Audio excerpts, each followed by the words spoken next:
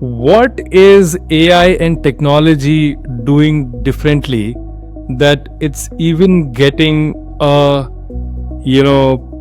70 something year old professional doctor like you?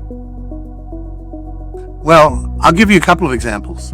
I'll give you my favorite example first. Sure. So, part of technology that probably you and I know you, but many of your listeners may know about is called Ambient AI. Yeah. And Ambient AI is, and not to be confused with agentic AI. So, agentic AI is the idea that AI can learn from things and then develop new ideas, which I think is both exciting and frightening. It's sort of like the Terminator movies with Arnold Schwarzenegger. Yeah. So we don't want to be there.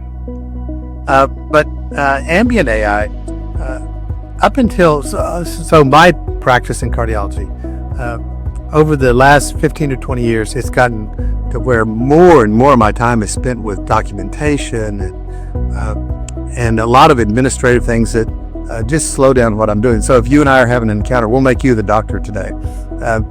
I'm talking to you, but you're over typing on your laptop trying to get all the notes in. Yeah. And then at the end of the day, you go home and you have 2 hours worth of notes to catch up on and documentation to do that is required. So in Ambient AI, you're asking me questions, I'm answering them. It's all being captured by AI. And what you will get at the end of the session is not just a transcript. You'll get a very polished medical note. And of course, you have to look at it and make sure it's entirely correct, but that may take you 2 minutes. And so by the 2 minutes after you've talked to me and examined me, you have your medical note. So you and I, we can have a conversation just like we're having a conversation now. I mean, a real human conversation where you're not distracted and I'm not distracted. And at the end of the day, let's say your office practice ends at 5:30, you go home, you're done.